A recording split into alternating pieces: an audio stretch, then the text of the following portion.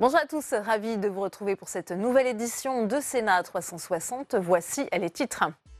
Quelle justice pour les mineurs délinquants? La question se pose après la diffusion d'une vidéo dans laquelle un lycéen de 16 ans braque sa professeure avec une arme factice. Le gouvernement promet un plan d'action quand la droite réclame une modification de l'ordonnance des mineurs. Le débat à suivre. Les premiers pas de Didier Guillaume en tant que ministre de l'Agriculture. Nous avons suivi l'ancien sénateur dans la Drôme, un département frappé par la sécheresse. C'est un dossier brûlant qui attend le nouveau ministre, tout comme l'amélioration des revenus agricoles ou encore la fin du glyphosate. On en parle dans un instant. Les grands singes de plus en plus menacés, leur protection est débattue aujourd'hui au Sénat à l'occasion d'un colloque organisé en partenariat avec le Muséum d'histoire naturelle. Leur habitat a subi de plein fouet la déforestation due entre autres à notre consommation d'huile de palme. Le décryptage de notre invité Sylvain Angerand, coordinateur de l'ONG Les Amis de la Terre. Je vous rappelle que vous pouvez réagir sur Twitter à cette émission. Le hashtag, vous le connaissez, Sénat 360. Pour m'accompagner cet après-midi, on retrouvera Tam Tranui en direct de la salle des conférences du Sénat pour les réactions des sénateurs à l'actualité aujourd'hui dans notre multiplex.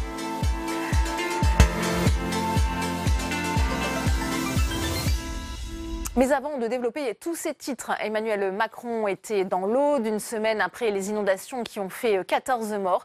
Le chef de l'État a promis aux sinistrés de ce département encore sous le choc que l'État serait présent pour eux et qu'il agira vite pour reconstruire les communes dévastées. Un fonds d'au moins 80 millions d'euros sera d'ailleurs débloqué dans les prochains jours, a annoncé le chef de l'État lors d'un discours dans la commune de Trèbes. Pour en parler, nous sommes d'ailleurs en ligne avec Gisèle Jourda. Bonjour, sénatrice socialiste de l'Aude. Gisèle Jourda, vous étiez à l'instant au chef de l'État, je le disais. Un fonds de 80 millions d'euros va être débloqué. Comment avez-vous accueilli sur place cette annonce? Écoutez, d'abord, la venue du président de la République a témoigné de la solidarité de la nation vis-à-vis d'un département fortement touché et meurtri. Monsieur le Président de la République a évoqué certaines annonces, notamment le fonds dont vous parlez, mais il a évoqué aussi des mesures d'accompagnement pour les personnes sinistrées et pour les communes. Nous, la question qui se pose pour nous, pour les élus locaux de notre territoire, c'est qu'il y a eu une telle catastrophe, il y a eu tellement d'équipements publics, tellement de routes, tellement de ponts qui sont partis avec la violence de ces inondations meurtrières qu'il nous importe de voir dans la durée comment ces projets vont être accompagnés. Il nous a été on a entendu des annonces, il y a de la trésorerie. Moi, je suis quand même vigilante sur les dispositions d'accompagnement des financements, parce que c'est les financements qu'il faudra accompagner pour la reconstruction. Et ensuite, se pose la question de la reconstruction d'équipements qui étaient dans zone inondable, en zone PPRI, et les collectivités ne pourront pas reconstruire des EHPAD ou des écoles dans des zones qui ont été inondées. Donc il faut absolument qu'on sache comment, au travers des financements annoncés, les projets seront accompagnés, mais surtout les dossiers d'infrastructures lourdes dont nous avons besoin et qui ont été complètement sinistrés. Là est vraiment le problème. Oui, d'autant que les assureurs ont chiffré à 200 millions d'euros le montant des dégâts. Cela concerne quasiment 16 000 déclarations de sinistres, Gisèle Jourda. Absolument. C'est pour ça qu'il faut voir comment vont se programmer les annonces qui ont été faites par Monsieur le Président de la République, et j'ose espérer que la volonté de l'État sera à l'aune de l'ampleur de la catastrophe qui a frappé chez nous. Il y a plusieurs dispositifs qui ont été annoncés, comme celle par exemple du versement anticipé du fonds de compensation de la TVA, comme celle de l'annulation de la clause de vétusté. Ce sont des mesures qui vont dans le bon sens, mais j'ai l'énorme crainte que ça ne soit absolument pas suffisant par rapport au coût et des dégâts dont a été victime le département de l'Aude. Eh bien, merci beaucoup Gisèle Jourda d'avoir été en ligne avec nous aujourd'hui.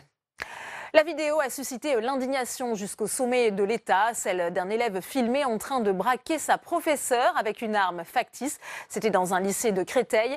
L'adolescent, qui aura 16 ans le mois prochain, a été mis en examen hier soir pour violences aggravées. Le gouvernement promet un plan d'action pour lutter contre ces violences faites aux enseignants. Mais l'affaire a pris une tournure politique, ouvrant de nouveau le débat sur ces délinquants. Ils sont de plus en plus jeunes et violents et la législation semble désormais inadaptée. Géraldine Bavoileau. Sur ces images, un adolescent est debout en pleine classe. Il pointe une arme factice sur la professeure. Cette vidéo, très relayée sur les réseaux sociaux, a été tournée jeudi dans un lycée de Créteil. Elle choque jusqu'au plus haut niveau. Emmanuel Macron tweet « Menacer un professeur est inacceptable » et demande « Prendre toutes les mesures pour que ces faits soient punis et définitivement proscrits de nos écoles ». Depuis, sur les réseaux sociaux, le hashtag Pas de vague est lancé par les professeurs. Ils dénoncent le manque de moyens pour les protéger.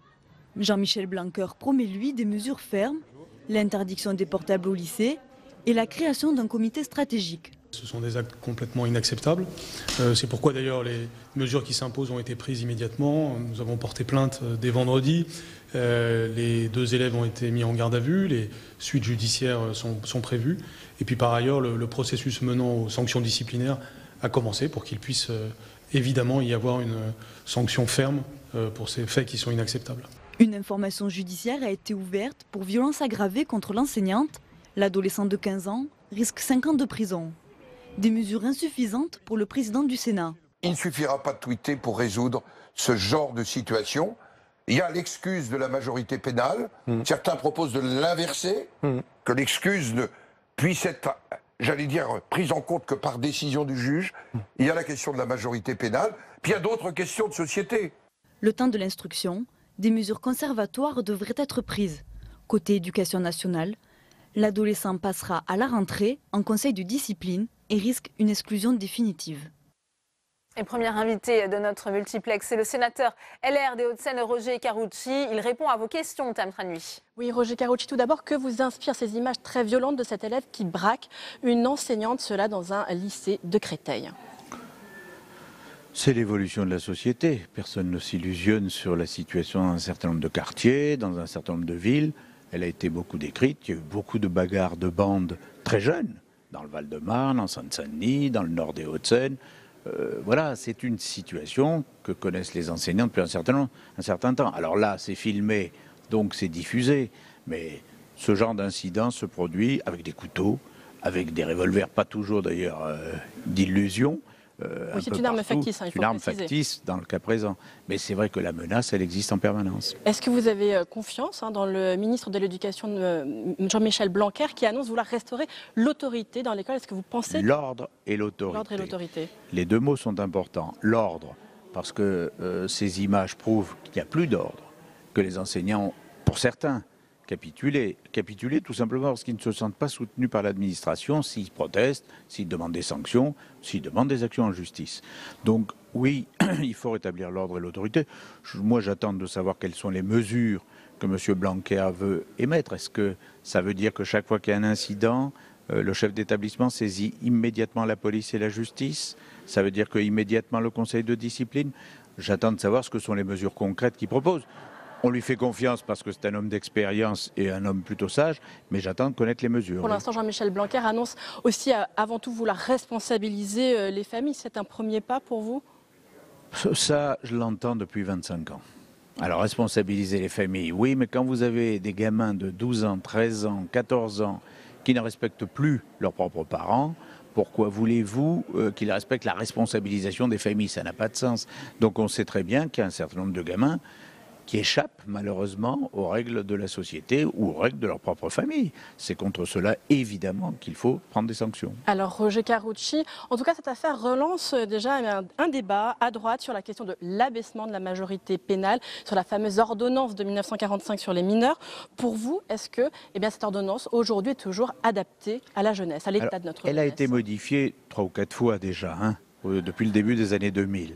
Moi, je considère que, franchement, qui peut croire aujourd'hui que qu'un enfant, qu'un gamin, entre guillemets, parce qu'on reste sur l'idée enfant-gamin, mais quand ils ont 13, 14 ans, 15 ans aujourd'hui, et qu'ils se baladent dans les rues avec des couteaux ou avec des revolvers, ou qu'ils se battent à coups de barre de fer et qui tuent un gamin de 12 ans en Seine-Saint-Denis, est-ce que c'est les mêmes gamins, la même sociologie qu'à 70 ans? Pour vous, il faut la revoir, cette ordonnance. Moi, je pense qu'il faut revoir l'ordonnance et qu'il faut responsabiliser pas seulement les parents, mais responsabiliser celui qui a 13-14 ans se sert d'un couteau, d'un revolver ou d'une barre de fer. Mais oui, pourtant, bien sûr. cette ordonnance, elle a été déjà retouchée. Oui, Par exemple, un mineur de 13 ans peut tout à fait être incarcéré pour la moitié de la peine qui a été prononcée au maximum. Il faut non pas revenir sur un certain nombre de principes qui ont été dictés, il faut trouver la juste mesure entre l'évolution de la société, qui malheureusement ne va pas dans le bon sens sur l'action de gens de plus en plus jeunes, et d'autre part le fait qu'il ne faut pas non plus devenir des brutes épaisses sur des gamins de 10 ans, quoi. C'est pas ça. Donc il faut trouver l'équilibre, mais malheureusement,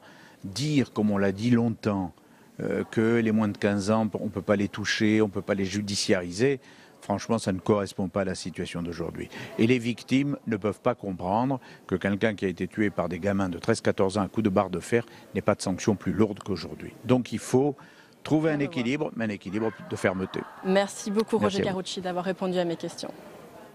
Merci à vous, Tam, pour cette réaction. Alors, vous venez d'en parler justement de cette ordonnance de 45 sur la protection des mineurs. Elle consacre la primauté de l'éducatif sur le répressif. Elle a déjà été modifiée plus de 35 fois, mais pour certains, elle n'est plus adaptée à la situation actuelle, comme nous l'explique Hélène Goutani.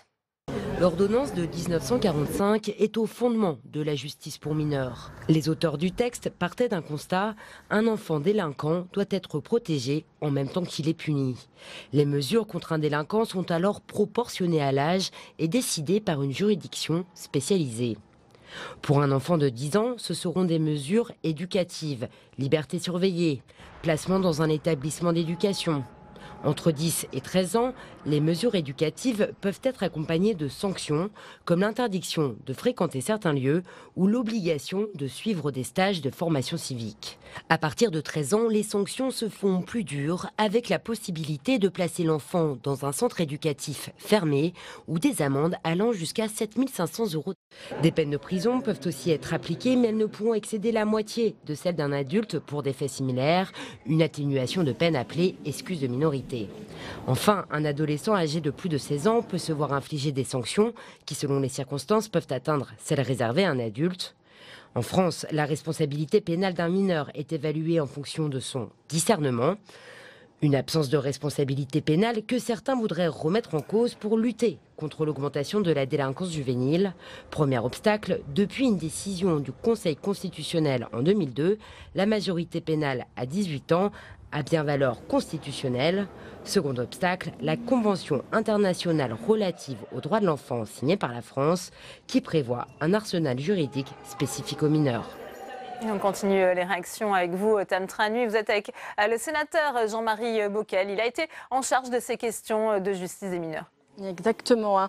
Jean-Marie Bockel, certains, notamment à droite bien sûr, réclament de revoir l'ordonnance de 1945 sur les mineurs après cette affaire de braquage d'une enseignante par un élève dans un lycée de Créteil. Est-ce que vous trouvez que cela est justifié?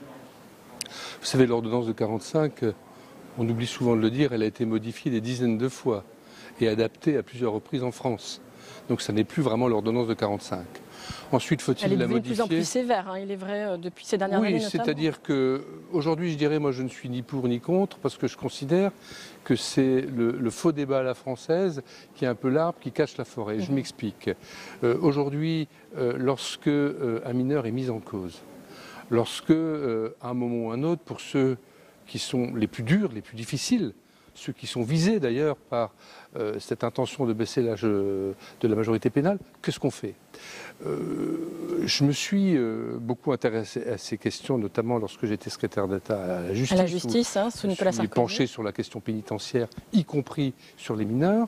Je fais partie de ceux, y compris d'ailleurs à l'époque comme maire de Mulhouse, qui ont plaidé pour une extension importante en France des centres éducatifs fermés, c'est-à-dire des lieux où le juge a la possibilité, dans le droit français actuel, avec l'ordonnance de 45 actuelle, de placer un mineur dans un cadre fermé.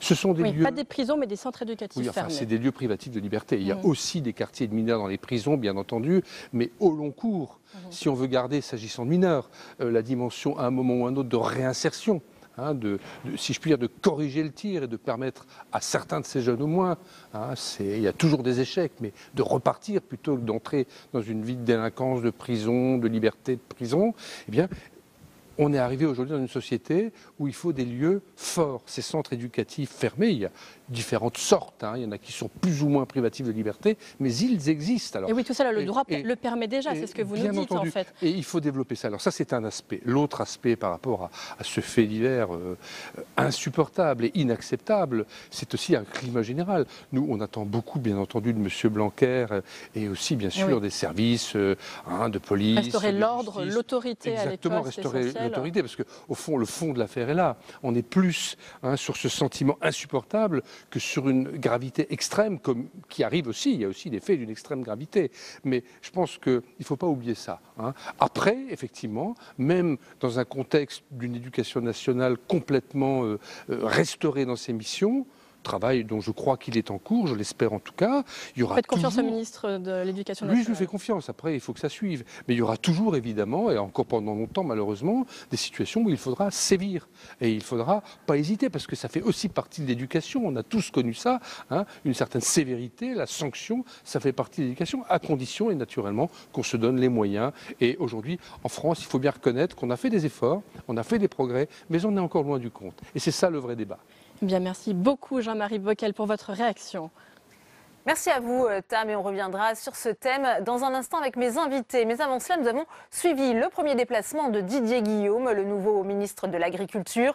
Le sénateur successeur de Stéphane Travert s'est rendu dans la Drôme, sur ses terres, alors que la loi alimentation vient d'être votée par les parlementaires. Il aura la difficile tâche de faire respecter leurs engagements aux acteurs de la filière, entre la fin du glyphosate chez les agriculteurs ou celle de la guerre des prix chez les distributeurs. Le ministre va devoir faire preuve d'autorité s'il veut réussir. Reportage de Géraldine Bavoilo. Pour sa première sortie en tant que ministre de l'Agriculture et de l'Écologie, Didier Guillaume a choisi de se rendre sur ses terres. Objectif principal de son mandat, qu'il y ait plus de jeunes en formation agricole en revalorisant les formations. Premier arrêt au lycée agricole du Valentin, à Bourg-les-Valences, où il est allé à la rencontre des agriculteurs de demain. Dans l'agroalimentaire, ça recrute à fond, mais les entreprises, il faut les inciter, elles ne veulent pas prendre c'est ça le problème. Un choix politique et sentimental pour un déplacement sans danger dans une région dont il a été le président. Tout au long de la journée, il a confirmé sa vision de ce qu'il nomme la ferme France, même si la question du glyphosate n'est jamais loin. La France sortira du glyphosate en 2020. La recherche va essayer d'accélérer. Aujourd'hui, il y a une demande de la société. Tous les députés et tous les sénateurs qui soutiennent la majorité, qui soutiennent le président de la République, sont tous sur la même ligne. La France va sortir du glyphosate. Le président de la République a pris un engagement que ce soit en 2020, ça sera en 2020. Ça va, jeunes gens ? Ça va, les jeunes ? Il s'est ensuite rendu dans une maison familiale rurale où les jeunes en difficulté sont formés aux métiers agricoles. Les défis sont nombreux pour Didier Guillaume. En plus de la formation professionnelle, le ministre a d'autres chantiers, assurer de meilleurs revenus aux producteurs, encourager les circuits courts et négocier un PAC agricole à l'approche des discussions d'une nouvelle PAC européenne. Alors quel chantier attendent le nouveau ministre? On en parle tout de suite dans notre premier débat.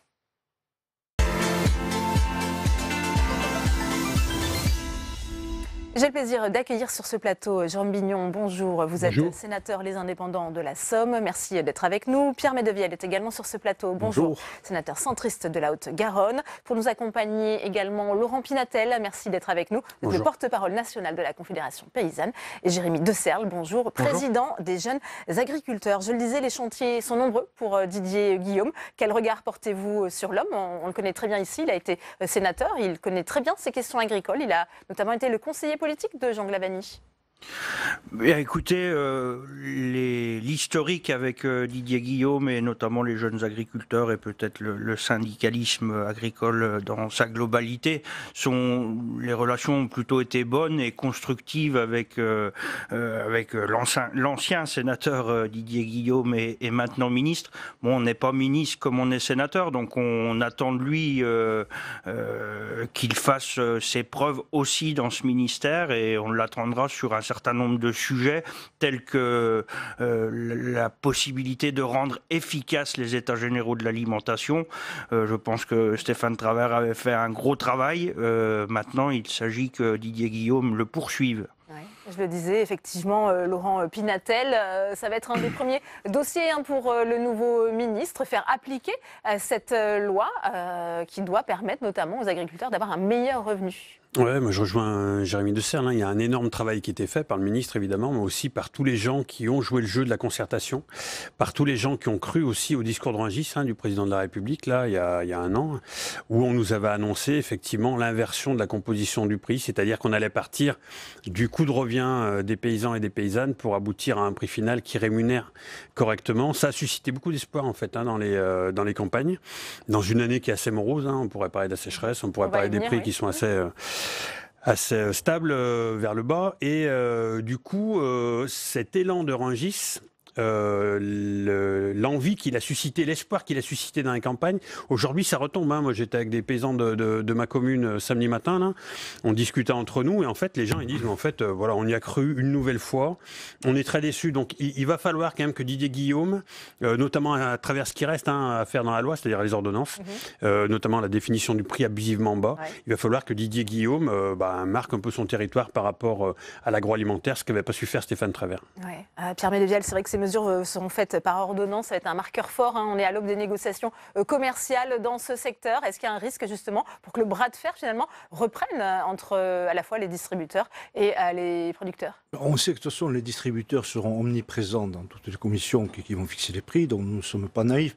C'est vrai que les états généraux de l'alimentation avaient fait naître un formidable espoir. Bon, c'est comme chaque fois qu'il y a des états généraux dans tous les domaines. Il y avait un travail intéressant fait au Sénat avec Didier Guillaume d'ailleurs, qui va se retrouver un petit peu écartelé d'ailleurs sur ses positions sur le glyphosate, puisque nous n'avions pas voté la sortie du glyphosate. Moi je suis pour un alignement sur les positions européennes et nous avons eu un accord quasiment à l'unanimité pour ne pas interdire de produits sans avis de l'ANSES.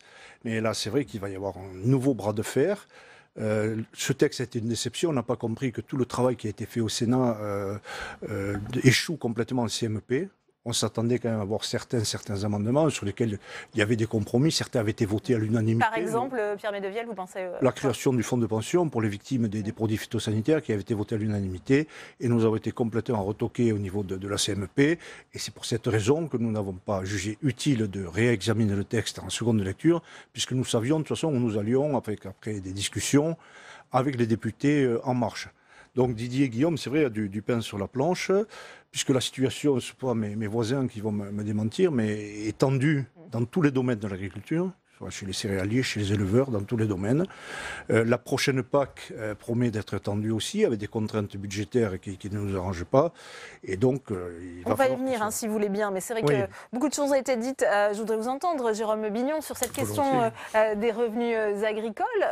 Vous lui faites confiance, vous, à Didier Guillaume, justement, a priori, pour faire appliquer cette loi? Quand quelqu'un arrive, il a une présomption de bonne foi, une présomption de vouloir bien faire. Il a plutôt pour lui, en tout cas au Sénat, une bonne réputation. D'abord, c'est un homme sympathique, et ensuite, il passe pour être un bon connaisseur de ces questions-là. Donc, c'est plutôt des éléments positifs.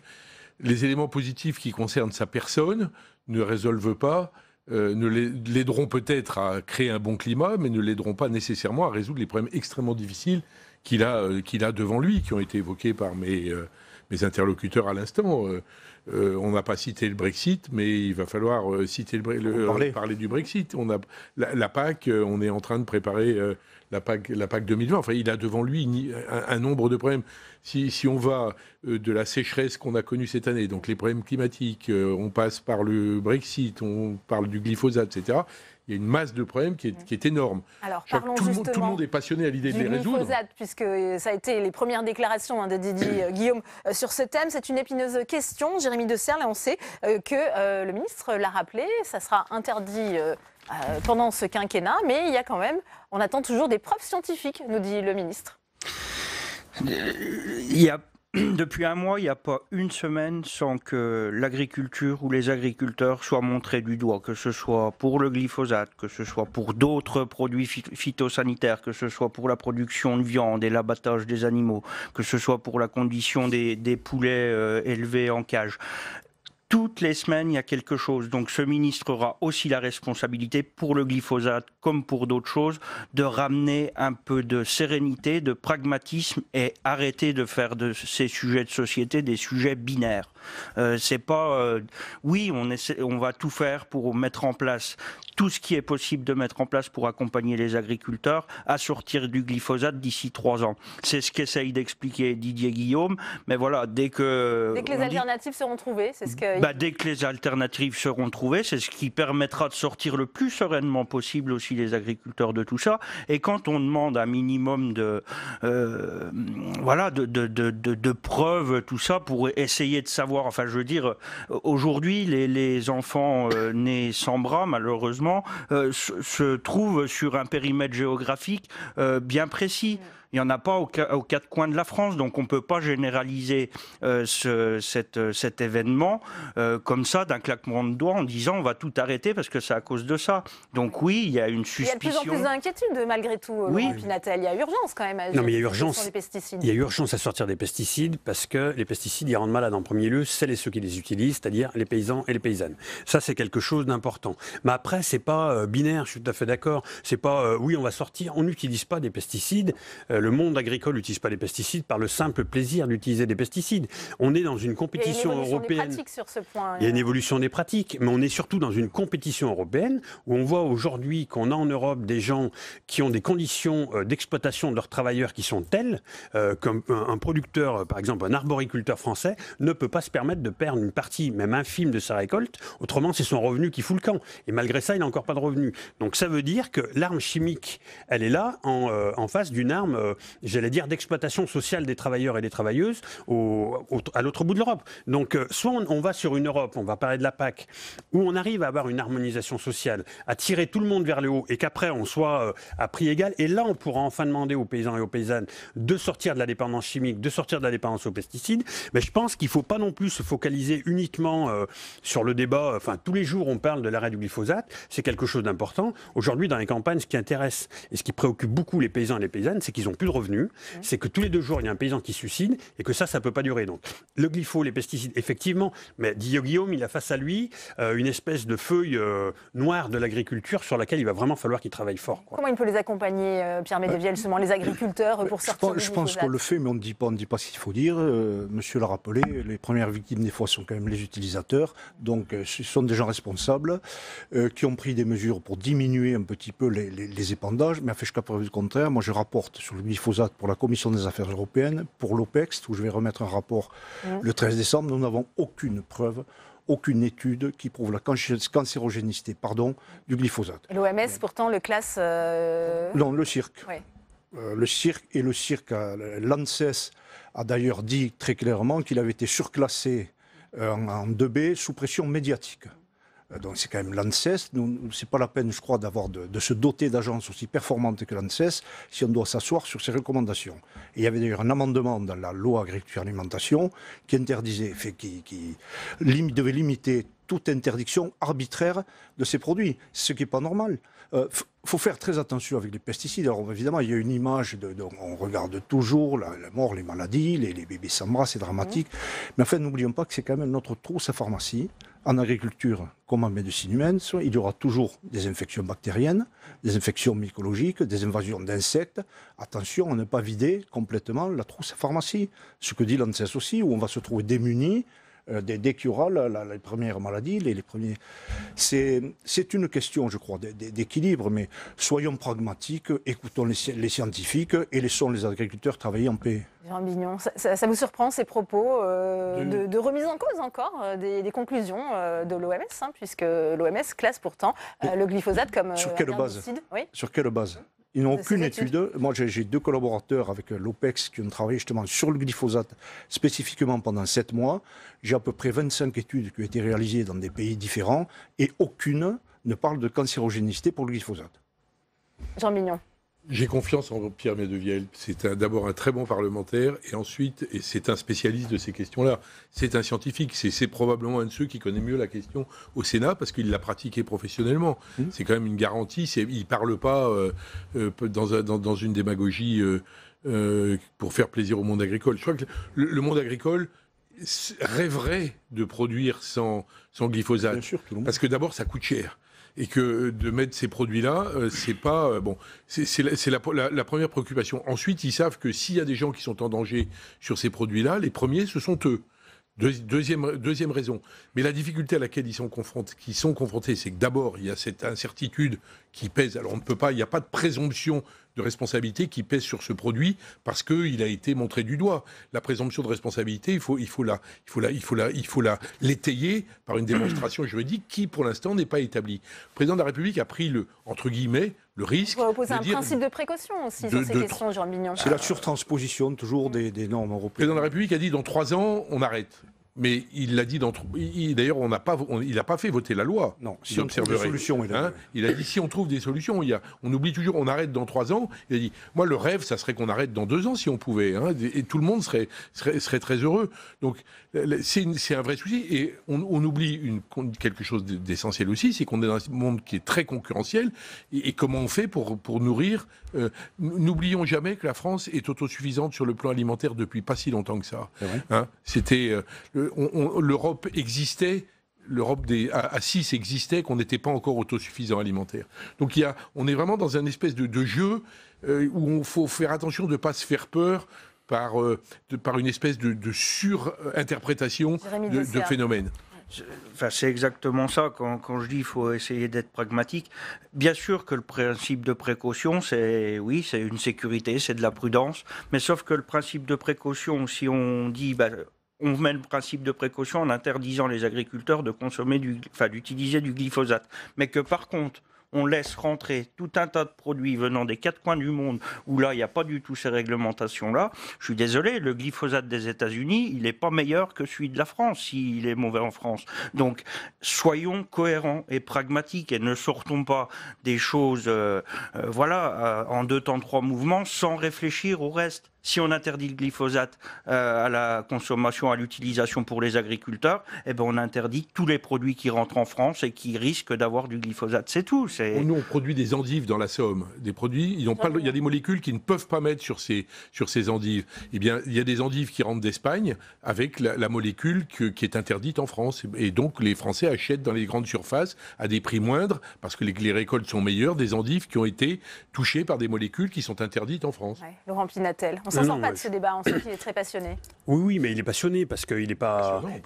organisé comme il devrait. Enfin, Jérémy a très bien posé le truc. Moi, je me rappelle que quand il y a eu des problèmes avec le Drosophile surzuki sur les cerises, Stéphane Le Foll a interdit une molécule qui s'appelle le diméthoate. Et en même temps, il a interdit l'entrée en France de tout produit venant de pays qui n'avaient pas interdit le diméthoate. Mais c'est pas quelque chose qui se fait d'un claquement de doigts, c'est pas quelque chose qui se fait immédiatement, et du coup on touche de façon plus globale à l'absence de perspective au niveau du développement agricole et des politiques publiques. On est en train de réformer la PAC, on voit qu'on est en train de faire quelques aménagements, on sait pas où on va, on aura du budget, on n'aura pas du budget, mais ce qu'on a besoin, nous, dans les campagnes, c'est une vraie ligne politique, de savoir où on va, de pas tous les matins changer de cap, d'aller gratter un peu ici, gratter un peu là, et surtout d'arrêter de nous enfermer dans des cases en disant mais débrouillez-vous tout seul, c'est ce que dit le gouvernement quand même, hein. Débrouillez-vous tout seul, allez sur le bio, ça marche, allez sur ça marche, mais globalement, collectivement, qu'est-ce qu'on veut comme agriculture demain? Personne ne pose ce débat, quoi. Nous, on rencontre Didier Guillaume là à 20h ce soir, avec Nicolas Giraud, mon collègue,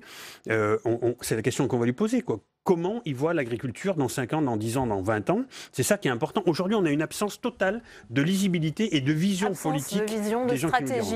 Il faut qu'ils dressent une ligne claire, Pierre Médevielle, sur ces questions. Besoin d'être cohérent, excusez monsieur, cohérent. Au niveau européen, le glyphosate c'est encore un bon exemple. L'Europe dit OK pour 5 ans. Attention, ce n'est pas une interdiction programmée, c'est un prolongement d'autorisation. Pour faire la nuance, pas tout à fait pareil. Et la France dit 3 ans. Pourquoi ? Nous avons besoin d'avoir des positions européennes cohérentes, de façon à ce que les agriculteurs aient une lisibilité à court terme et à moyen terme. Pour retrouver une attractivité, on leur propose une équation qui est quand même fort difficile à résoudre. Donc il faut produire mieux, faire des produits de meilleure qualité, avec moins d'eau, avec moins de pesticides, avec une population mondiale qui va arriver à 10 milliards. C'est plus possible. Je pense qu'il y a une place pour l'agriculture bio, il y a une place pour les agricultures AOP, régionales, mais il faudra toujours une agriculture intensive parce qu'il y a des bouches à nourrir et il y en aura de plus en plus. Donc nous faisons des progrès, ce n'est pas assez dit, sur les quantités qui sont épandues, sur les quantités d'eau aussi. Il y a des belles perspectives avec les épandeurs intelligents, équipés de micro-caméras qui vont reconnaître les mauvaises herbes, avec les drones qui vont survoler des cultures et qui pourront voir exactement quelles sont les zones à traiter. Ça évitera des fois de traiter toutes les cultures, mais continuons à avancer, à diminuer, mais en restant pragmatique, parce qu'il y a une profession, c'est bien de former des jeunes agriculteurs, mais s'ils ne vivent pas de leurs revenus, s'il n'y a pas plus d'attractivité que ça sur la profession, c'est pas la peine d'en former. Vit avec moins de 350 € par mois. On arrive bientôt au terme de ce débat. Je voudrais qu'on parle de la PAC, puisqu'on a effleuré le sujet. Il y a un risque, en raison du Brexit, que le budget de la France soit diminué de 5%, Jérémy De Serve. Voilà, la question du budget, malheureusement, même si c'est la plus prégnante, elle cache un peu tout le reste. Aujourd'hui, il faudrait qu'on se pose la question en Europe aussi, comme pour le coup ça a été dit tout à l'heure par Laurent Pinatel, quel objectif aussi on veut pour l'agriculture européenne. Non, là on se dit, il faut quoi qu'il arrive qu'on maintienne le budget, ça c'est une réalité, mais pour en faire quoi ? On se pose beaucoup moins la question. Donc voilà, nous, sur la politique agricole commune, on souhaiterait qu'on redimensionne un peu tout ça, puis surtout qu'on redirige les aides un peu plus sur les hommes plutôt que sur les hectares. C'est-à-dire qu'aujourd'hui, voilà, c'est des politiques, la politique agricole commune est plutôt orientée sur les hectares plus que sur l'activité humaine. Et nous, on voudrait... Vous seriez prêt à accepter une baisse des crédits, c'est ce que mais vous non, dites, pas une baisse des crédits. 9 milliards d'euros de fonds, la France est la première. En tout cas, qu'elle soit mieux redirigée et mieux redistribuée. C'est ça que nous souhaitons pour la prochaine. Jean Bignon, sur ces crédits, effectivement, on s'inquiète. Meilleure répartition entre les deux piliers, plus de territorialisation des aides, plus de, je partage, pas nécessairement une aide à l'agriculture intensive, mais aussi tenir compte des zones fragiles, continuer à développer les zones de montagne, les zones humides, avoir une espèce d'équité sur l'organisation territoriale des filières. Voilà, je pense qu'avec ça, on doit pouvoir arriver à revoir quelque chose qui soit plus adapté à notre pays que de faire des espèces d'énormes blocs de paquets et en mettant du glyphosate, on va arriver à faire, etc. C'est plus ça. On est rentré dans un autre monde parce qu'on n'en a pas du tout parlé. Enfin, on n'en a pas du tout parlé. Il y a un problème qu'il faut évoquer, c'est les consommateurs. Au bout, il y a une demande très forte de proximité, de territorialisation de la production, et les consommateurs, ils ont toujours raison parce que c'est eux qui achètent au bout du compte. Donc il faut tenir compte de l'évolution sociétale sur ces sujets-là et donc adapter la PAC, qui n'est pas simplement un instrument, mais qui est aussi une politique, dans le bon sens du terme, s'occupe des gens. Ouais. Laurent Pinatel, oui, sur il faut absolument que cette PAC elle évolue. Il faut le budget, il n'y a pas de problème, il faut qu'il soit conservé. On a besoin d'avoir un budget ambitieux pour avoir une politique agricole ambitieuse. La politique agricole aujourd'hui, elle doit répondre à plusieurs enjeux. Un enjeu social, c'est-à-dire de créer de l'emploi et de rémunérer correctement les gens qui vivent du travail. Il y a un enjeu sur la transition et la transmission des exploitations, c'est-à-dire que dans les années à venir, il y a énormément de paysans et de paysannes qui vont quitter le métier parce qu'ils seront arrivés à l'âge de la retraite. Il y a un vrai enjeu, comment on arrive à transmettre les outils qu'on a créés aujourd'hui. Il y a favoriser la politique d'installation, bien évidemment, mais comment on arrive à transmettre ces outils. Il faudra des aides qui soient plafonnées, il faudra une PAC plus juste en fait. Une PAC qui redirige de l'argent vers ceux qui en touchent un peu trop, vers ceux qui... à Didier Guillaume que vous rencontrez. C'est ce qu'on va lui dire, mais après il faudra aussi que Emmanuel Macron il fasse le boulot au niveau européen. Merci Laurent Pinatel, merci à vous Jérémy De Serve, merci Jean Bignon, merci Pierre Médevielle d'être venu sur ce plateau. Dans le reste de l'actualité au Sénat, un colloque pour sauver les grands singes. Plusieurs personnalités, dont le sénateur Ronan Dantec ou encore Sabrina Krief, organisaient aujourd'hui plusieurs tables rondes pour discuter des menaces qui pèsent sur les primates. Alors parmi les thèmes, l'inscription des grands singes au patrimoine mondial de l'humanité ou encore la protection de leurs habitats forestiers, mais aussi le statut dans le droit français et international. Léa Lecouple. 70% des populations des grands singes a disparu ces 50 dernières années, en grande partie à cause de la destruction de leur habitat. Militants, chercheurs et spécialistes attendaient de pied ferme le colloque Sauver les grands singes qui se tient aujourd'hui au Sénat. Pour Audrey Poulevard, présidente de la Fondation pour la Nature et pour l'Homme, il est avant tout question de responsabilité. La question de la responsabilité des gouvernements, la question de la responsabilité des grandes firmes internationales qui interviennent sur ces terrains-là et qui détruisent l'habitat des grands singes se pose. Menacer leur habitat, détruire leur écosystème, c'est s'en prendre également à notre propre écosystème. Les Européens sont responsables d'un tiers de la déforestation mondiale et premiers consommateurs de produits à base d'huile de palme. Pour Sabrina Krief, vétérinaire et professeure d'éco-anthropologie au Musée national d'histoire naturelle, il faut agir au plus vite. Il est urgent de mettre en œuvre un plan d'action et ces actions sont des actions qui doivent avoir lieu non seulement sur le terrain pour lutter contre le braconnage et mettre en place des actions de terrain, mais en France aussi on a un rôle à jouer en tant que consommateur, en tant que politique et aujourd'hui l'idée est vraiment d'accélérer le rythme et de mettre en jeu le plus rapidement possible toutes ces actions. Aujourd'hui sera notamment proposé un débat sur le statut et le droit animal, le plus proche cousin du chimpanzé n'étant pas le gorille, mais l'homme, leur sang étant interchangeable. Et on va retrouver Tam Tranui depuis la salle des conférences avec le sénateur RDSE de la Loire-Atlantique, Ronan Dantec. Il est à l'origine de ce colloque sur les grands singes. Ronan Dantec, vous êtes à l'initiative de ce colloque sur les grands singes qui s'est tenu aujourd'hui au Sénat. Eh bien, le premier renseignement, c'est peut-être qu'il y a urgence pour sauver ces grands singes. Oui, les populations de nos cousins, des membres de la famille, on est biologiquement dans la même famille des hominidés. Ces populations s'effondrent dans le monde entier, notamment en Afrique, les populations de chimpanzés et de gorilles. Or, s'habituer à l'idée de la disparition des grands singes, c'est encore perdre une partie de notre propre humanité et c'est ne pas de répondre en plus derrière à d'autres enjeux de biodiversité et de lutte contre le changement climatique parce que si les singes disparaissent, c'est que la forêt disparaît. Donc il était temps qu'on ait un moment collectif avec les associations, les chercheurs, le ministre François de Rugy qui est venu pour voir qu'est-ce qu'on pouvait faire dans l'urgence. Il y avait beaucoup de monde. Je pense que c'est un colloque qui va amener à d'autres actions derrière. Et effectivement, il y a des choses à faire. Parmi les causes de la disparition de ces grands singes, eh bien, il y a la question de la déforestation importée, par exemple, qui est largement due aux Européens. Ça montre que chacun doit changer sa façon de consommer, par exemple, pour tous les citoyens français.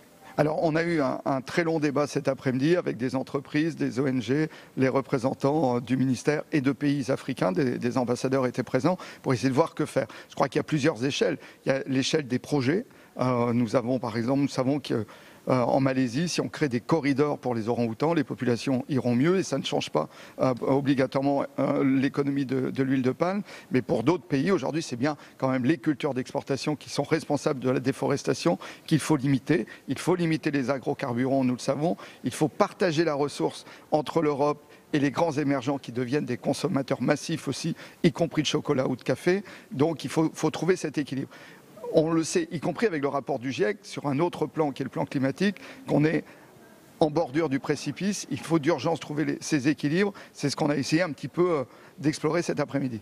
Qu'est-ce que vous pensez justement, puisque vous venez d'en parler, de la politique française en matière d'agrocarburants, avec par exemple le cas bien sûr emblématique de l'usine Total de la Med? Je crois que le ministre est venu nous dire que c'est un coup parti. Ce qui n'est pas satisfaisant, évidemment. Je crois que la question des agrocarburants sur l'huile de palme... Qu'est-ce qu'il voulait dire par là? C'est-à-dire qu'il ne reviendra pas sur des décisions qui ont été prises il y a quelques années. Il a quand même dit qu'en 2020, ça devrait être de l'huile de palme durable.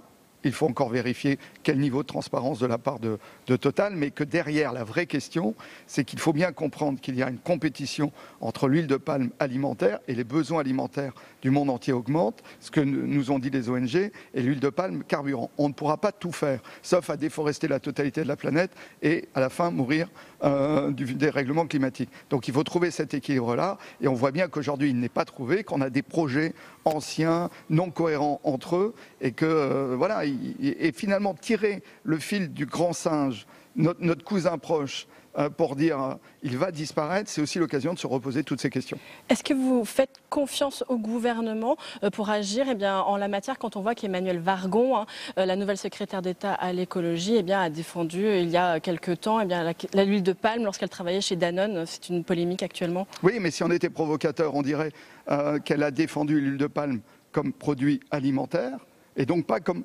agrocarburant, et que justement il faut choisir entre les usages de l'huile de palme. Il faut aussi de l'huile de palme durable, il faut que l'Indonésie arrête la déforestation, et puis on a évidemment d'autres risques qui arrivl'Quid du Brésil demain sur la reprise de la déforestation de l'Amazonie, et quid de l'Afrique où c'est pas l'huile de palme, il n'y a pas que l'huile de palme. Le cacao, l'EVA ont aussi des impacts très forts en termes de déforestation. Donc c'est un équilibre mondial qu'il faut trouver, et le grand singe finalement nous incite à ça, nous dit maintenant on n'a plus beaucoup de temps, il faut y aller. Il y a urgence. Merci beaucoup Ronan Dantec d'avoir répondu à mes questions. Merci à vous Tam pour cette nouvelle réaction. Et Sylvain Angeron, coordinateur des campagnes pour l'ONG Les Amis de la Terre, est notre invité. Le face-à-face, c'est tout de suite. Bonjour Sylvain Angeron, merci d'avoir accepté notre invitation. Le thème de ce colloque, c'était sauver les grands singes. C'est un enjeu pour l'humanité. Pourquoi ? Les grands singes, en fait, ça fait partie du patrimoine mondial de l'humanité. Et en fait, c'est une certaine façon d'aborder la question de la déforestation. Et c'est ça qui est le plus important. Ouais, on parle d'une écologie des grands singes. Qu'est-ce que ça veut dire exactement ? C'est qu'un grand singe sans forêt, simplement, il ne peut pas vivre, ou alors dans un zoo, et c'est très triste. Et ce qui est en jeu aujourd'hui, c'est d'arriver à protéger son habitat et les interactions qu'il y a avec les hommes. Et c'est ça qu'on a amené dans ce colloque. Il y a de plus en plus de menaces, on le disait, qui pèsent. Il y a beaucoup de réticences, notamment de la part des populations locales, quand on veut préserver, protéger les grands singes. Je ne dirais pas que le problème, c'est les populations locales. Bien souvent, ce sont des entreprises étrangères ou alors du même pays, mais qui viennent détruire de grands espaces de forêt, notamment en Indonésie, Malaisie, pour faire des plantations de palmiers à huile ou des cultures d'exportation. Ce n'est pas tant le problème des communautés locales, et notamment des peuples autochtones, qui ont toujours entretenu une relation très forte avec la forêt et avec les grands singes, qui ne posent pas de problème. C'était en train de le rappeler avec Ronan Dantec à l'instant, c'est aussi de notre responsabilité, nous les Européens, de modifier nos modes de consommation, justement, si on veut protéger les grands singes, à cause de cette question, justement, de déforestation importée. C'est comme ça qu'on appelle ça. Aujourd'hui, on consomme trop de ressources naturelles, c'est une évidence, et par quel que soit le bout par lequel on prend le problème, au final, ça finit par faire la déforestation. Un bon exemple, c'est l'huile de palme. Un Européen, aujourd'hui, consomme le plus d'huile de palme au monde, même par rapport à la Chine ou à l'Inde, c'est nous qui en consommons le plus. Et ce qu'on ne sait pas, c'est qu'aujourd'hui, 75% de notre consommation d'huile de palme, eh bien en fait, c'est pas dans le Nutella, c'est pas dans l'alimentaire, c'est pas dans les cosmétiques, mais c'est dans les carburants des voitures. Alors justement, je vous propose d'écouter François de Rugy, puisque le ministre est intervenu pour clôturer ce colloque. Il a précisé la position de la France sur cette question de l'huile de palme. Écoutez, je vous fais réagir après. Nous avons des niveaux de fiscalité en France qui sont différents d'une huile à l'autre, mais y compris entre l'huile d'olive, l'huile de tournesol, les graisses plutôt d'origine animale, le beurre et l'huile de palme.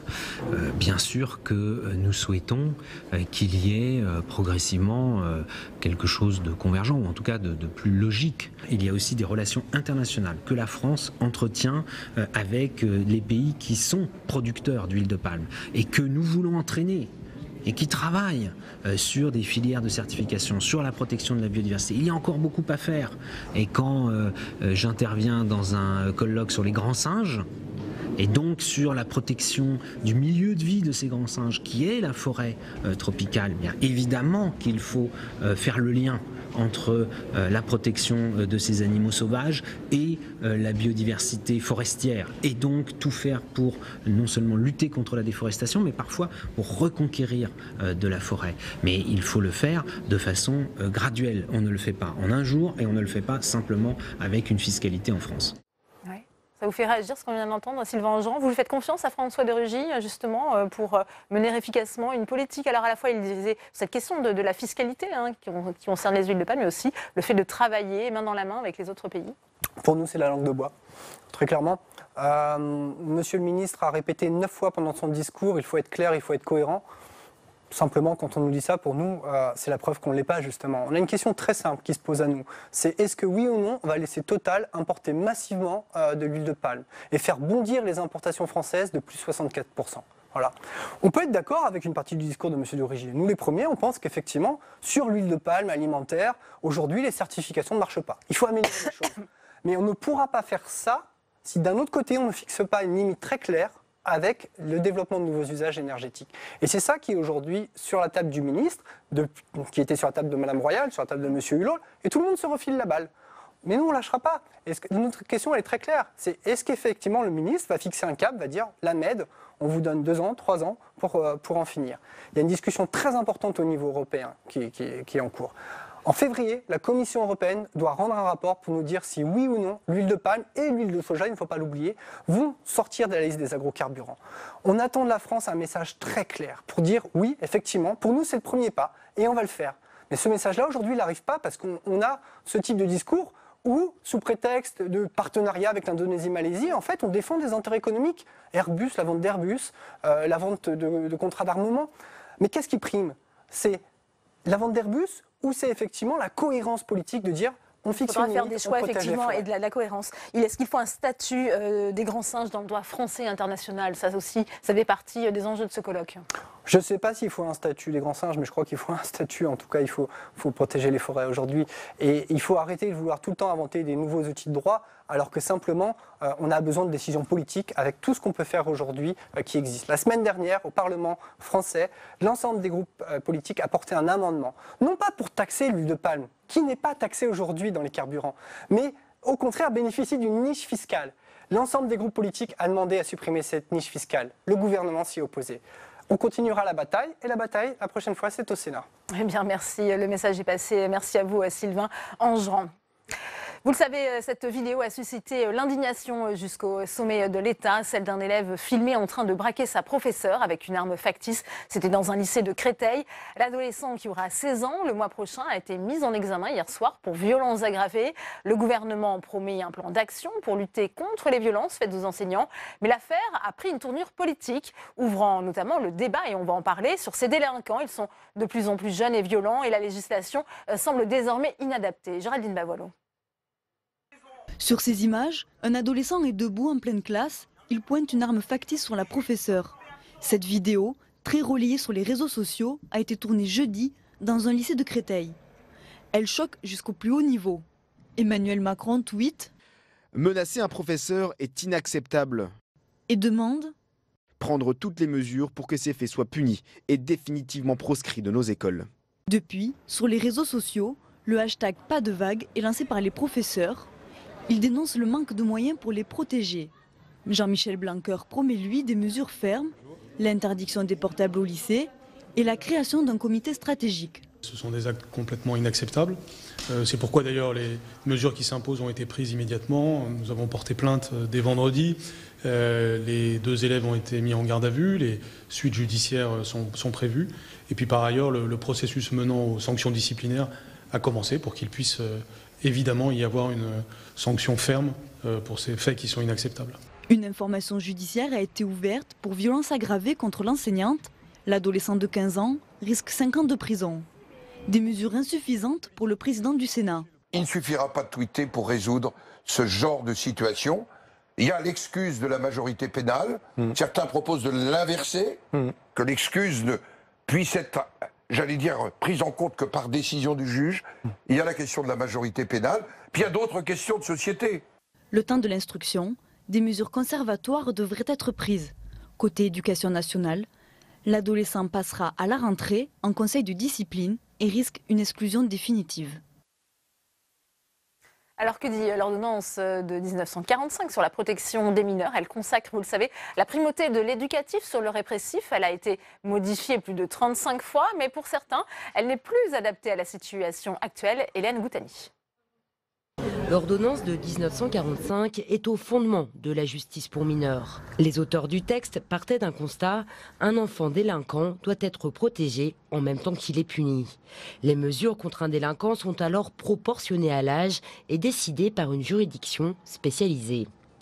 Pour un enfant de 10 ans, ce seront des mesures éducatives, liberté surveillée, placement dans un établissement d'éducation. Entre 10 et 13 ans, Les mesures éducatives peuvent être accompagnées de sanctions, comme l'interdiction de fréquenter certains lieux ou l'obligation de suivre des stages de formation civique. À partir de 13 ans, les sanctions se font plus dures, avec la possibilité de placer l'enfant dans un centre éducatif fermé ou des amendes allant jusqu'à 7 500 €. Des peines de prison peuvent aussi être appliquées, mais elles ne pourront excéder la moitié de celles d'un adulte pour des faits similaires, une atténuation de peine appelée excuse de minorité. Enfin, un adolescent âgé de plus de 16 ans peut se voir infliger des sanctions qui, selon les circonstances, peuvent atteindre celles réservées à un adulte. En France, la responsabilité pénale d'un mineur est évaluée en fonction de son discernement. Une absence de responsabilité pénale que certains voudraient remettre en cause pour lutter contre l'augmentation de la délinquance juvénile. Premier obstacle, depuis une décision du Conseil constitutionnel en 2002, la majorité pénale à 18 ans a bien valeur constitutionnelle. Second obstacle, la Convention internationale relative aux droits de l'enfant signée par la France, qui prévoit un arsenal juridique spécifique aux mineurs.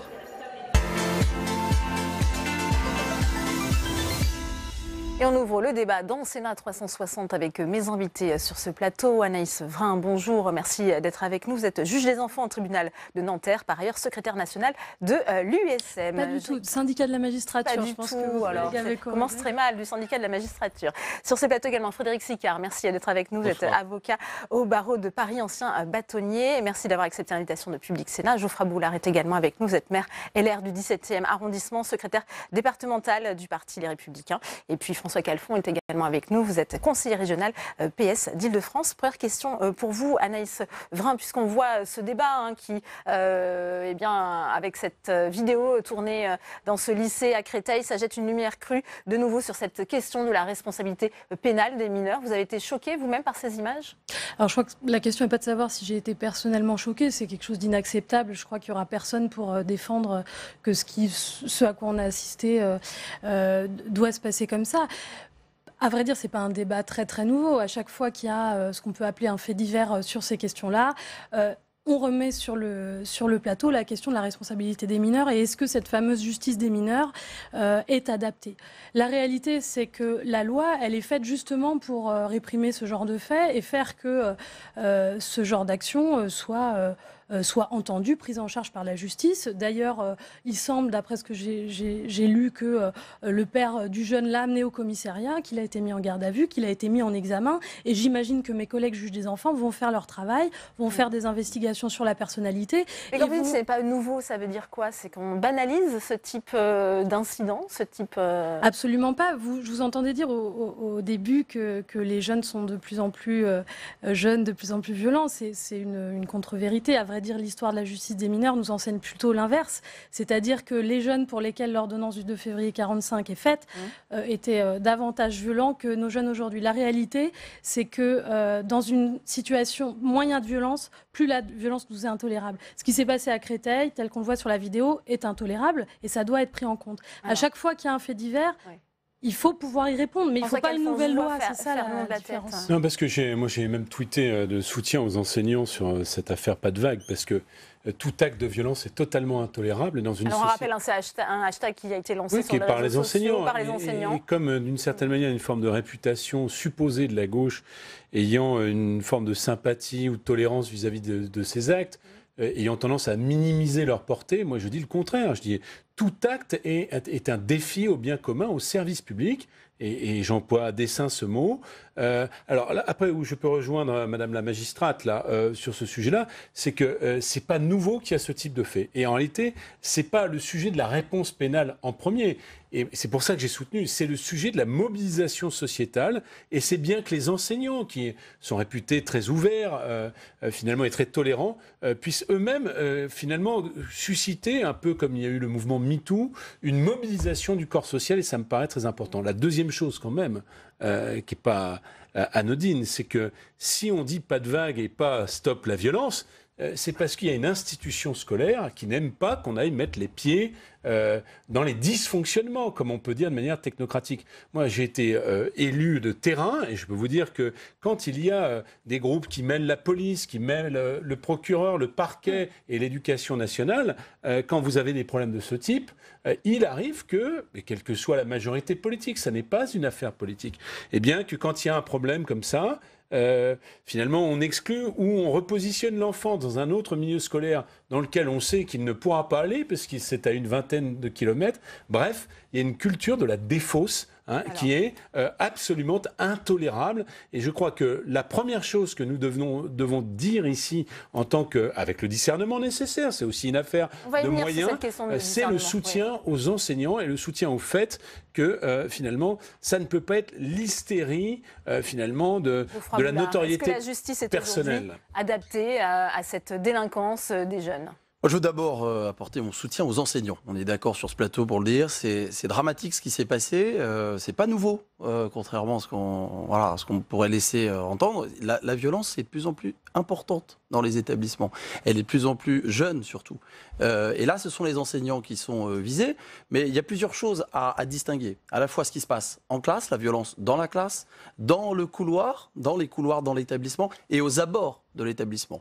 Et donc il faut, moi je suis maire du 17e arrondissement, quand on a des problématiques de ce type, eh bien vous le disiez vous-même, François Calfon, qui a été élu local, on a une approche qui est précise. Mais ce qu'on voit, c'est que la justice n'est pas assez ferme, n'apporte pas assez de... Et vous dites tout à l'heure, il faut prendre en compte le fait, c'est intolérable, etc. Ça ne suffit pas la communication. Il faut des actes. Et les enseignants, s'il y a ce mouvement sur les réseaux sociaux qui se lance, c'est tout simplement parce qu'ils sentent qu'il n'y a pas de réponse de justice, qui n'est pas forcément l'enfermement des mineurs. Soyons aussi réalistes. Toutes les situations n'appellent pas l'enfermement des mineurs. Mais il y a quand même une graduation qu'il n'y a pas, qu'on ne retrouve pas. Et il y a souvent des excuses de minorité qui sont apportées. Et résultat, les mêmes qui pourrissent la vie dans les établissements des enseignants ou de leurs petits camarades ou aux abords des établissements se retrouvent dans des établissements voisins et on n'a fait que déplacer le problème. Vous parliez de défausse. C'est ce que dénoncent un certain nombre d'enseignants qui aujourd'hui se sentent abandonnés parce qu'il n'y a pas de réponse. Et vous avez raison, je suis d'accord avec vous, l'éducation nationale, le rectorat, l'académie, mais souvent cache cela tout simplement sous le paillasson et ne veut pas répondre. Et ça, c'est un enjeu. Et l'éducation nationale ne peut pas se limiter à la création d'un comité stratégique. Ça, on va venir sur c'est pas possible. Maître Sicard, est-ce qu'il faut des mesures pénales plus fermes ? D'abord, des mesures plus fermes. Si vous regardez les dernières statistiques, entre 2016 et 2017, on s'est pris 2,8% de plus de condamnations à du ferme. Donc j'appelle pas ça une baisse, ça va même plus que le niveau de vie, si on veut comparer avec quelque chose qui n'est absolument pas comparable. Mais j'entends par là que si vous regardez les chiffres, en fait les juges sont de plus en plus durs. Donc on ne peut pas dire que les juges seraient mous. Vous voyez que les chiffres de poursuite augmentent, ce qui veut dire qu'on a saisi le parquet. Ce qui est vrai, c'est que parfois on l'a saisi inutilement parce que vous apercevez qu'entre 2016 et 2017, on passe de 95 à 92% parce qu'on s'aperçoit que dans des dossiers, il n'y a pas lieu d'eux. Je vous dis tout ceci, pourquoi ? Parce que je ne suis vraiment pas certain qu'une nouvelle réforme de la justice des mineurs apporte quoi que ce soit. Il y a des mesures appropriées et l'ordonnance de 45 est plutôt une réussite. Simplement, vous ne pouvez pas faire... On n'y touche pas, c'est un monument du droit français. Non, je ne vais pas utiliser des mots comme ceux qui ont été utilisés toute la semaine, de sacré, d'intouchable, etc. Mais enfin, il y a un cadre constitutionnel, il y a un cadre international, et il y a une justice qui fonctionne plutôt bien, avec très peu de moyens. La difficulté, c'est d'avoir plus de moyens, et peut-être de permettre aux enseignants, aux responsables, aux autorités d'être plus secourus, soutenus dans la responsabilisation. Parce que c'est toujours compliqué de venir dire tel enfant ne va pas bien. Oui. Et c'est peut-être là qu'il y a une difficulté. Rachida Dati, et de là à changer les chiffres. Oui. Rachida Dati, l'ancienne garde des Sceaux, était notre invitée ce matin. Alors elle appelle, elle lance un appel pour des mesures beaucoup plus fermes. Je vous propose de l'écouter, je vous ferai réagir après. Aujourd'hui, on ne peut poursuivre un mineur qu'en fonction du discernement. Ça se trouve, ce jeune que nous avons vu, là, qui a 16 ans ou 17 ans, il ne sera pas poursuivi parce qu'on va dire qu'il n'avait pas de notion de discernement. Mais ça peut être à 12 ans, ça peut être à 13 ans. Il faut que ces mineurs puissent intégrer qu'il y ait une responsabilité de leurs actes. Ce qui s'est passé est grave. Et moi, ce que je crains, je vous le dis d'avance, quelle va être la sanction pour ce mineur? Il va être viré. Il va être exclu de son lycée. Très bien. Et ensuite, on va faire quoi? Une mesure éducative? On a vu déjà le résultat. Il va être dans la rue. Et il va générer encore beaucoup plus de problèmes et de dérives que si on avait effectivement pu avoir des mesures très fortes et très fermes à son égard. Il est temps de pouvoir instaurer cette responsabilité pénale, mais avec les sanctions qui vont avec. C'est-à-dire responsabilité pénale, sanction pénale. Anaïs Vrin. Non, mais moi, je crois que je suis assez fatiguée d'entendre ce genre de discours. Ce qui est bien, c'est qu'on est habitué. Monsieur Fillon, à sa place, il y a un peu plus d'1 an, disait exactement la même chose. Moi, j'aimerais voir autour de cette table des éducateurs et des éducatrices qui nous expliquent le travail qu'ils font, qui nous expliquent comment ils font pour faire leur travail avec les moyens qu'ils ont. Ça m'intéresserait. Là, on est en train d'assister à un débat de monter la communauté éducative contre les adolescents. La question de savoir, on dit que la justice est impuissante. À ce que je sache, dans cette affaire, la justice, pour l'instant, fait son travail. Je veux bien que Mme Dati lise dans les boucles de cristal et sache ce qui va se passer pour la suite. Il y a cette question du discernement. Souvent, on dit attendez, pour la question du discernement. Oui, leur âge les empêche de comprendre ce qu'ils ont fait. Moi, je veux bien qu'on fasse des débats en assenant des vérités sur ce qu'il est, ce qui doit être, etc. C'est un peu bien de revenir à ce qu'on connaît. Madame Dati a été ministre de la Justice, donc je ne doute pas qu'elle ait une connaissance précise de la question de la justice des mineurs. Moi, en tant que professionnelle, un peu quand même aguerrie sur ces questions-là, je peux vous dire que la justice des mineurs est une justice qui fonctionne et qui d'ailleurs fonctionne plutôt bien par rapport aux moyens qui lui sont dévolus. Je crois que le fait d'être un enseignant et de devoir gérer 30 ados comme les grandes andouilles qu'on a vues sur les vidéos, parce que, je veux dire... Encore une fois, il faut remettre dans le contexte. Ce sont simplement des andouilles, c'est ce que vous nous dites. Est-ce qu'on peut peut-être, à ce stade, intervenir quand même? Parce que moi, autant j'adhère complètement sur la partie des moyens, autant là où je ne vous suis pas, pardon de le dire, c'est que quand des enseignants se sentent agressés dans l'exercice de leurs fonctions, il ne s'agit pas de créer une opposition entre les jeunes et les enseignants. Il s'agit de distinguer ceux qui ont, pardon de le dire, et je le dis avec des mots très simples, ont un comportement de voyous. Parce que, excusez-moi du peu, même une arme factice, ça a une puissance symbolique énorme. D'ailleurs, si on en parle, si à ce mouvement-là, c'est que c'est intolérable l'inversion des valeurs de l'ordre, me semble-t-il. Les représentants du bien public sont bien les enseignants et non pas les élèves. Ça, c'est attendez. Je ne m'oppose pas à vous parce que je ne considère pas que la réponse soit finalement une nécessaire évolution de l'ordonnance de 45. Ça ne se pose pas comme ça. Mais par contre, il y a 2 sujets et ça a été rappelé par l'ancien bâtonnier, les sanctions suivent. D'abord, la prise de conscience de la société. Et je souhaiterais qu'autour de cette table, puisque vous avez souhaité autour de cette table, que chaque partie prenante dise « il y a un problème » et non pas « ce sont des adolescents ». Pardon de vous le dire, je n'adhère pas à cela. Si nous prenons conscience de ce problème, parce que je crois que c'est un problème sociétal avant d'être un problème de réponse pénale, alors nous franchissons un cap. La deuxième chose quand même, les comités Théodile de M. Blanquer, excusez-moi du peu, tout ça c'est de la communication et c'est pas à l'auteur des enjeux. La réalité, c'est qu'on dit au CPE, puisqu'ils ont des logiciels de signalement, qu'il faut en mettre un tout petit peu sur la moquette parce que les CPE, les principaux de collège, les proviseurs de lycée, ils jouent aussi leur carrière. C'est la culture du chiffre sur le fait qu'il y ait le moins de problèmes possible. On va faire agir tout le monde, oui. Mais d'accord, mais c'est important parce que le débat n'est pas pour ou contre l'ordonnance de 45 et d'ailleurs autour de cette table, personne ne dit ça. Par contre, changement de comportement sociétal, et y compris justement sur ce point, il y a vraiment cette délinquance des mineurs qui suit aujourd'hui l'évolution de la société, Geoffroy Boulard. Il ne faut pas exagérer non plus, les chiffres, on les connaît. C'est moins de 8% la délinquance des mineurs par rapport à l'ensemble de la délinquance. Que ce soit choquant parce que ce sont des jeunes, parce qu'ils sont violents, mais enfin, tout délinquant est assez violent. Je veux dire, vous pouvez en prendre un de 30 ans, il n'est pas dans les mineurs, mais il peut aller dans une extrême violence. Que ce soit choquant parce que c'est dans un lieu d'école, d'accord. C'est parce que c'est vraiment la partie inattendue qui a été retransmise sur les réseaux. C'est choquant. Que ça, il s'agisse d'une bande, on va essayer de le savoir dans le cadre de l'enquête. C'est grave. Oui, mais il ne faut pas dire aux Français qu'il y a une montée de la délinquance juvénile quand on est à moins de 8% de la part de la délinquance. Mais ce n'est pas des chiffres. Ça, c'est des chiffres statistiques. La réalité que vivent un certain nombre d'enseignants, aller dans les collèges, et vous n'avez pas besoin d'aller très loin pour voir ce que vivent les enseignants, c'est pas forcément répréhensible tout de suite, mais c'est une accumulation tout simplement de violence, d'agression verbale, ça commence comme ça.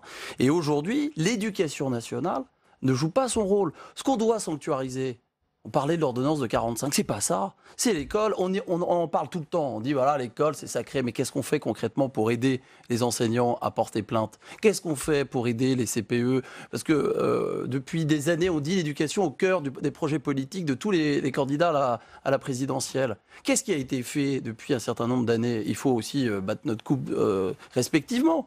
On a diminué les moyens dans les collèges, dans les écoles. Donc aujourd'hui, on a... Dans la justice. Et dans la justice aussi. Moi, je le dis. Donc on en revient à cette ordonnance de 45, primauté de l'éducatif sur le répressif. Qu'est-ce qui va se passer Non, c'est pas ce que dit l'ordonnance de 45, c'est beaucoup plus compliqué que ça. C'est pas aussi Ce que disent ces messieurs est vrai. Je veux dire, si c'est la question de la responsabilité pour l'éducation nationale, pour pouvoir permettre les signalements, pour pouvoir permettre que l'autorité s'exerce réellement, alors ça, oui, il y a un vrai problème. Mais qu'il s'agisse de l'application du texte pénal tel qu'il existe dans l'ordonnance 45, ce n'est pas vrai. Le texte fonctionne. Simplement, pour pouvoir mieux le faire fonctionner le cas échéant, il faut pouvoir donner de l'information au juge. Et pour donner de l'information au juge, il faut des signalements, il faut pouvoir le saisir et puis il faut lui donner des moyens de suivre derrière. Après, il y a un sujet. On aime se focaliser sur ordonnance de 45 par ordonnance de 45. On en parle, hein. On n'est pas hors sujet. Mais enfin, il y a quand même un sujet de réputation de la violence sur Internet et les réseaux sociaux. Et là, autant, je dis, le comité... Blanquer, justement, a proposé... justement, j'y vais. Le comité Théodule, ça ne marche pas, parce qu'à un moment donné, il faut une mobilisation du corps social et de l'éducation nationale en lien avec la justice. Ça, c'est une chose. Et puis, il y a des agressions qui n'existaient pas au moment de l'ordonnance de 45, qui sont cette espèce de course à l'échalote de la self-reputation à finalement commettre des actes toujours plus spectaculaires. C'était une arme factice en plus. Anaïs Vrins, il est amplifié ce aussi sujet, ce phénomène. Je termine ma phrase, pardon, mais ce sujet sur la question des téléphones portables, sur la question de la responsabilisation des réseaux sociaux, ces réseaux sociaux ne peuvent pas se dédouaner de leur responsabilité collective. Là, il y a un sujet de droit qui me paraît, après tout, est-ce qu'ils ne sont pas eux-mêmes véhicules quand ils voient ce type de choses? Ça a été retrouvé diffuseurs de contenu qui incitent à la violence et à la haine. La société change, et les jeunes aussi, comme les adultes. À l'époque des blousons noirs ou de ces vieilles bandes qui font un peu rétro maintenant, le fait qu'il y ait eu des espèces de documentaires dans des journaux a été des miroirs absolument incroyables et des catalyseurs. Ça a pu devenir des modèles. Je crois que la question des réseaux sociaux, c'est une vraie question. La question de comment les jeunes gèrent leurs propres images, la conscience qu'ils ont de comment elle va être utilisée. Dans un certain nombre de domaines, je pense que c'est une vraie question. Et encore une fois, moi je reviens à la question du travail éducatif sur ces questions-là. La question de la pénalisation, elle existe, elle doit exister. Personne autour de cette table ne dit que ce qui s'est passé à Créteil n'est pas grave. Encore une fois, je me permets de rappeler que la justice a répondu et qu'elle est en train d'y répondre. C'est pas contesté non plus. Non, on est d'accord avec vous. On en vient à croire qu'il n'y a pas eu de réponse et que la seule réponse va être le conseil de discipline, ce qui n'est pas. Non, il est mis en examen pour violence aggravée. La réalité, c'est à partir de ça, là, on parle beaucoup d'exclusion, de la question de lutter contre la violence, et c'est une réalité. Si je parlais des conditions dans l'éducation nationale, c'est parce que quand on discute avec des profs, avec des élèves, le fait d'être passé de 21 élèves à 28 élèves dans la même classe alors qu'on les tenait à peine a fait dégringoler des situations, que les collègues se retrouvent avec des jeunes dont ils ne peuvent pas s'occuper suffisamment, des personnes engagées professionnellement, on en a plein dans l'éducation nationale comme dans la justice. C'est la question des moyens, on en revient là, c'est-à-dire que, et la question des moyens éducatifs dans la justice, c'est la même chose. En Seine-Saint-Denis, quand il faut qu'un jeune ado attende 1 an pour rencontrer un éducateur de la protection judiciaire de la jeunesse à partir du moment où un juge l'a décidé, arrêtons de dire qu'il faut changer la loi. C'est ça. On est d'accord sur les moyens. C'est vrai qu'en matière judiciaire, il y a beaucoup à dire pour que les peines soient exécutées, qu'il y ait un suivi de ces mineurs.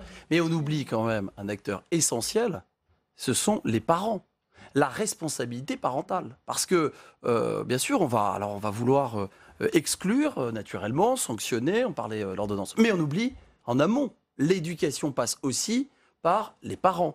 Et là, moi, je suis désolé de le dire, mais il faut des sanctions fortes. On le dit à chaque fois. Mais en l'occurrence, vous avez alors, on va dire qu'on va punir ceux qui sont les plus vulnérables. Là encore, moi, je dis non. Il faut territoire politique de la ville. Oui, mais la vérité, c'est que vous pouvez faire passer tous les parents. Là, en l'occurrence, non, mais attendez, moi, je conteste pas. L'éducation, je suis désolé. On en parle toujours de la responsabilité parentale. Il n'y a jamais de sanction. Le père a amené l'enfant. Oui, mais voilà. Bon, ceci étant, les parents, ça ne suffit pas. Ça peut passer par les sanctions. Moi, j'ai rien contre. Mais la vérité, c'est que vous avez aussi finalement des ghettos urbains dans lesquels vous avez des familles monoparentales, dans lesquels on nous explique à longueur de temps, c'est le libéralisme de la société, qu'il faut travailler le dimanche et que ces femmes, parce que c'est souvent des femmes qui sont, là en l'occurrence c'est pas le cas, qui sont les mères d'enfants désorientés et qui donc peuvent être potentiellement des voyous, et à qui on dit qu'il faut travailler en horaire décalé. C'est ça la réalité physique.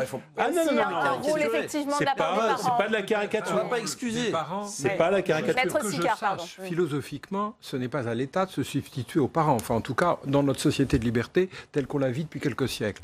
Par contre, pour être complet sur ce dossier, il y a un élément qui est important dans les faits, c'est savoir comment il a été filmé. Parce que, est-ce que celui qui le filme est complice et ils se sont dit on va faire un coup? Il dit que non.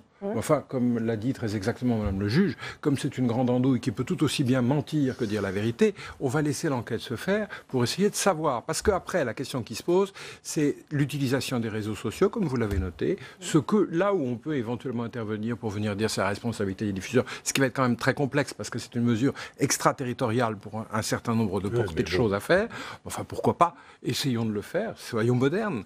Mais pour terminer, vous n'empêcherez jamais que la question, elle est de l'image que l'on renvoie sur la violence et de l'image de l'autorité. Peut-être qu'il y a des mesures à faire pour expliquer ce qu'est le droit, ce qu'est la citoyenneté au sein, puisqu'on ne peut le faire que là, que dans les établissements scolaires, puisqu'on ne peut pas rentrer dans les familles, ou alors franchement c'est renoncer à une liberté de vie privée qui quand même n'est pas la nôtre, et peut-être est-ce qu'il faut revenir sans arrêt sur les principes pour améliorer ce qui est en train de s'améliorer, parce que très franchement, en 50 ans, on est quand même mieux que de là où on est parti. Bien, ça sera le mot de la fin. On n'a plus le temps, je suis désolée, François Calfon, on aura l'occasion. Adhérer à cette théorie de la complexité, c'est insupportable. Merci que sur les François réseaux sociaux, Calfon. on Merci soit à dans un vous. relais Merci permanent Anaïs Vrin. et d'impunité. Merci Geoffroy Boulard. Merci à vous, Maître Sicard. Merci à tous les quatre d'être venus sur ce plateau. Comme tous les lundis, c'est l'heure de votre rendez-vous au sénateur à domicile. Aujourd'hui, nous allons dans le Puy-de-Dôme, terre d'élection du sénateur Éric Gold. Depuis 11 ans, il se battait pour l'inscription de la chaîne des Puys au patrimoine mondial de l'UNESCO. C'est une inscription exigeante qui a nécessité un changement de stratégie de la part des élus. Reportage de Fabien Recker. Il aura fallu 10 ans de bataille et 2 échecs successifs. Mais depuis cet été, c'est fait. La chaîne des Puys est inscrite au patrimoine mondial de l'humanité. Une fierté pour le sénateur du Puy-de-Dôme, Éric Gold. Si la candidature a finalement abouti, c'est grâce à un changement de stratégie. Donc au fur et à mesure de la candidature, il a fallu l'améliorer. Et pour l'améliorer, on s'est concentré sur un critère scientifique. On a laissé tomber un petit peu le critère esthétique, parce que le critère esthétique, c'est toujours un peu relatif. Donc voilà, on s'est concentré, on avait des arguments techniques et scientifiques sur ce critère qui nous paraissait le plus adapté pour mener à bien la candidature. Car la chaîne des Puys présente un intérêt scientifique et pédagogique unique au monde. C'est un des seuls lieux au monde où on peut voir tous les processus à l'œuvre dans la rupture des continents, rassemblés en un lieu très restreint. Et vous voyez donc d'une part la grande faille de Limagne qui marque vraiment ce processus de cassure, d'effondrement de la croûte terrestre. Ensuite, strictement parallèle à la faille de Limagne, vous avez ce remarquable alignement de 80 volcans qui témoignent intrinsèquement de ce lien génétique entre l'effondrement et le volcanisme. Ce paysage en forme de manuel de géologie permet donc aux visiteurs, même novices, de comprendre la formation du relief. La faille de Limagne, c'est 35 millions d'années. Et la chaîne des Puys, c'est entre 95 000 ans et 8400 ans. Donc c'est vraiment très jeune à l'échelle géologique. Au pied du Puy-de-Dôme, le site de l'Antégie permet de poursuivre la découverte de ce patrimoine géologique. C'est vraiment à l'intérieur d'un volcan. Le cratère, il était au-dessus, il était 100 mètres plus haut. Longtemps exploité pour ses matériaux, l'ancien volcan est depuis 1992 ouvert au public. Un décor de western qui attire 110 000 visiteurs par an, mais aussi de nombreux scientifiques. On voit bien toutes les couches successives. La partie après au-dessus, ces scories qui sont plutôt noires. Ça, c'est la deuxième éruption du volcan de l'Antégie qui est... de lave par-dessus. Oui. On peut dire que c'est un livre ouvert grandeur nature. Un livre ouvert qui s'inscrit pleinement dans l'argument pédagogique qui a permis à la chaîne des Puys de décrocher le précieux label de l'UNESCO. C'est vraiment un travail de fond qui a été fait et de faire partie de cet ensemble de 2 volcans qui est labellisé, c'est une grande fierté. Alors là on retrouve des scories volcaniques, hein, oui, c'est plutôt léger, c'est très bulleux. À Volvic, un artiste met en valeur cette matière volcanique. Thierry Courtadon sculpte la pierre de Volvic. Ses œuvres voyagent dans le monde entier. C'est une lave, donc c'est une matière très homogène et qui n'est pas très dure, mais par contre qui est très fiable. Et c'est vrai qu'on peut se permettre à travers cette matière d'aller sur un travail de finesse assez extraordinaire. Thierry Courtadon était l'un des ambassadeurs de la candidature auprès de l'UNESCO. Ça, c'est que de la pierre. Voilà, c'est que de la pierre. Réalisée sans trucage. Une candidature axée sur le patrimoine géologique qui s'est donc révélée payante. Si l'inscription au patrimoine mondial vaut toutes les campagnes de promotion, ce label doit aussi permettre d'allier tourisme et préservation du territoire. Chaque année, plus de 500 000 visiteurs gravissent le Puy-de-Dôme.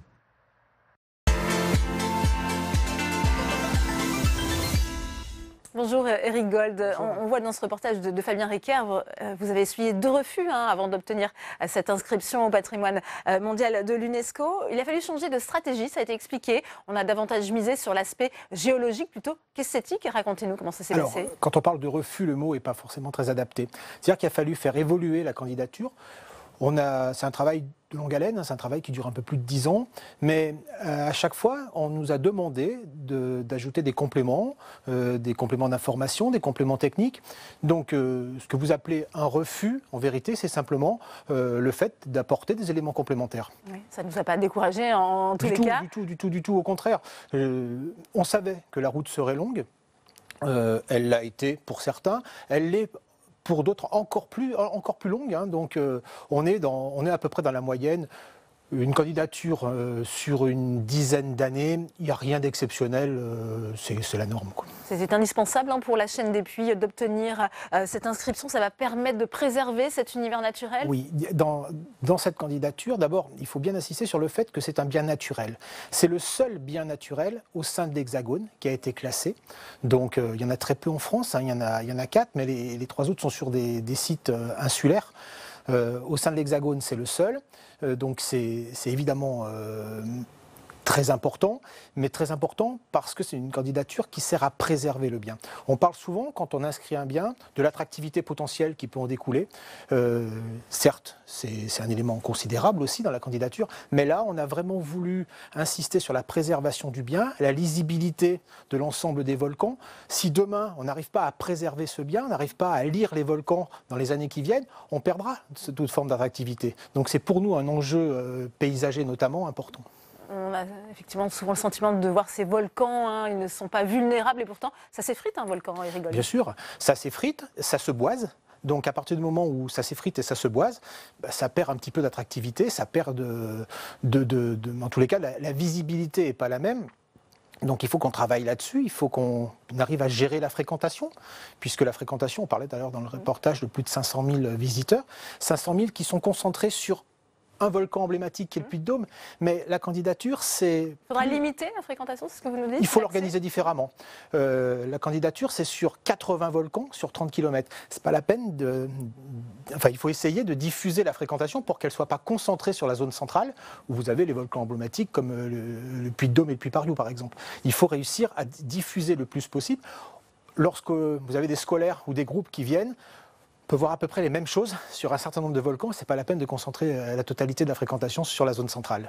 C'est un beau message aussi pour les générations futures, cette inscription au patrimoine mondial de l'UNESCO? Oui, bien sûr. Ça veut dire que demain, des élus se sont engagés. Je pense notamment au président du conseil départemental qui est le premier à souhaiter mettre ce projet de territoire en place. C'est un projet qui a fédéré les jeunes, les moins jeunes, qui a fédéré les entreprises, les acteurs économiques, les forces vives du département, où aujourd'hui tout le monde c'est une candidature qui a donné de la fierté, qui a redonné de la fierté aux habitants et à l'ensemble des forces vives du département.